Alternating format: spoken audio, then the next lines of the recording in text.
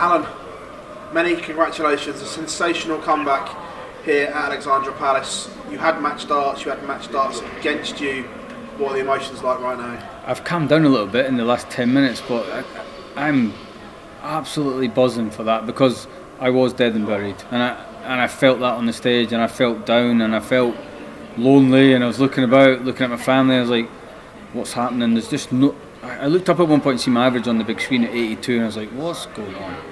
But from somewhere I dug in and found the next level that I could get to, so happy days. When you're 2-0 down in sets, 2-0 down in legs, the point of no return, what goes through your mind? What time's the Uber to the airport in the morning? No, I think I genuinely thought, I'm done. It went right through my head. I wasn't playing good enough to beat him.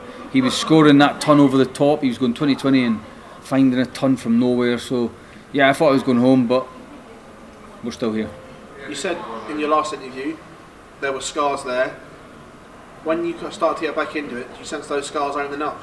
I noticed him sort of going down on his haunches and on his legs and getting a bit, beating himself up a bit. So I tried to be a bit different with the crowd today. So I was focusing on just being really serious, and I could feel him getting... The crowd got on his back a little bit, which was great for me because it let me have a little breather. So yeah.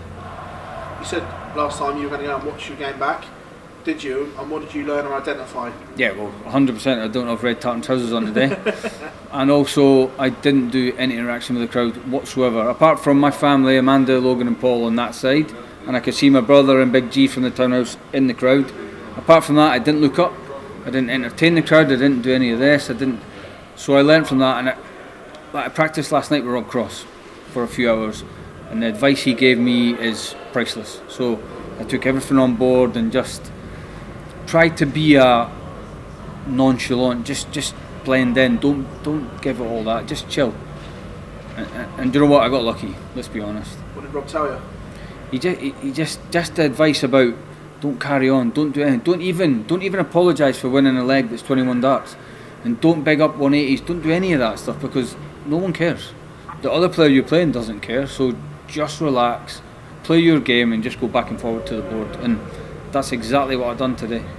Is that a fine line though between coming in a personality and playing darts? Because we've seen many of the top professionals over the years have a balance of doing both. Is that something that you've now got to try and find? You've gone one way and then the other? Yeah, I need to get the middle ground on that. I don't want to be the clown that's getting booed by the crowd, and I don't want to be...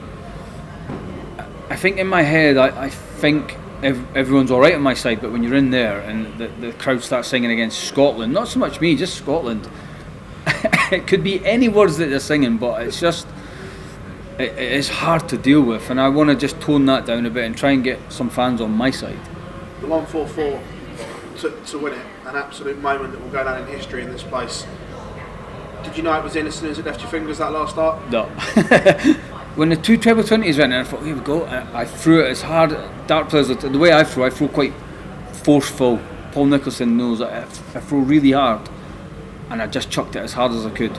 Really just bunged it and prayed, and it clipped in wire. So what a moment that was.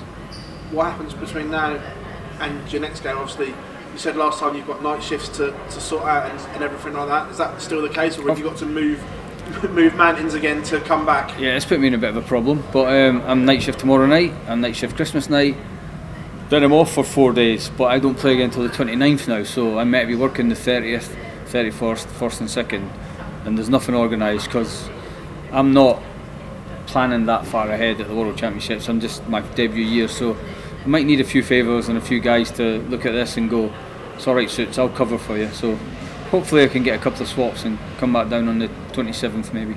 The job you do, obviously, is there a worry because of the amount of COVID cases in the UK? Most people can protect themselves and lock themselves away.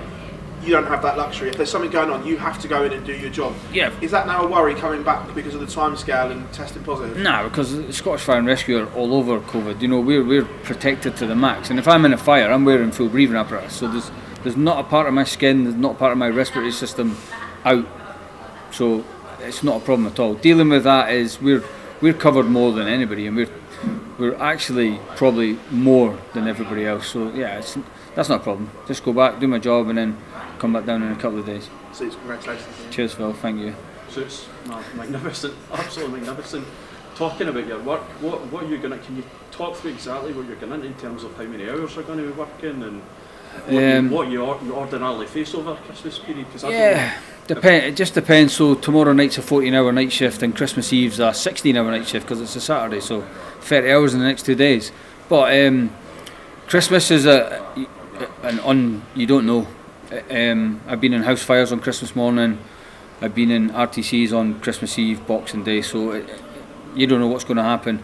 Obviously, we pray in our job that we're not going to anything, because that's someone else's life or someone else's trouble. So, yeah, hopefully I'm a couple of shifts that we're quiet and everyone's with their families enjoying Christmas and we don't get shouts. So that's all. But yeah, it's my job, and whatever happens, we go deal with it.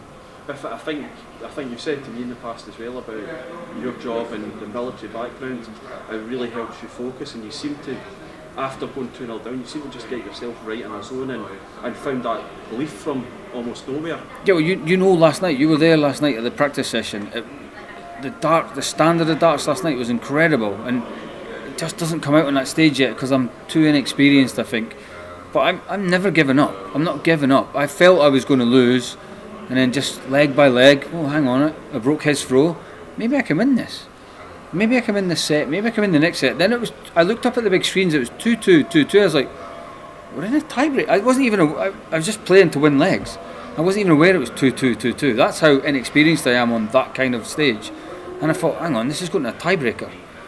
My throw. It's my throw. And I should have done it earlier, I should have beat him earlier with a ton. But tops and tens and tops especially is not my strong point, so we'll take double 12 instead. You seem to win over the crowd at some stage. I mean, I'm not completely, because I know they were cheering when you had your first chance at winning the match, but you did seem to win them over as the match went on. Yeah, well, like just what Phil just said there about advice from Rob.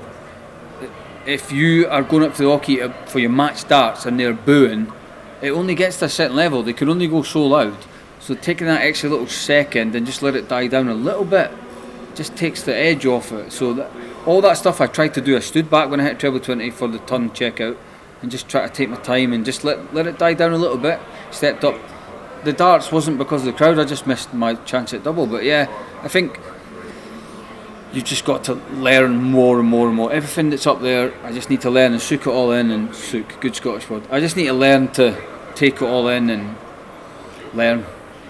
You talked about going back to your work, but you're also going back to your dogs as well. Yeah, cool. How much have you missed them? And yeah, it's cool. We've kind of FaceTimed them, which sounds a bit weird, but we've been on FaceTime with the dogs. But tomorrow would be great to go home and be with the dogs. And the fact that I know I'm coming back now, the town, Arbroath and Scotland's going to be buzzing. So it's going to be great going back to work actually, because the guys will probably be expecting me to buy them cakes and whatever else on shift. But I suppose I've got enough cash now to buy them some cakes from Clark's. How much have you felt that support and that love from Arbroath and from the rest of Scotland? Amazing, it's amazing, and you can't buy that because out there you're on your own. I reckon there was six people from Scotland in there. Out of 3,000 people, there's 6 people. The rest are all English and cheering against me. But listen, it doesn't matter.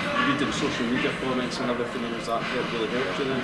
Yeah, I'm a big fan of everything that's on social media. So yeah, I get involved in it and have a bit of banter and that as well, which I think you have to have a bit of both, and that's cool. But let's make sure that the trolley goes past with the cakes on it. I've got one final question. Yeah. How far can you go now?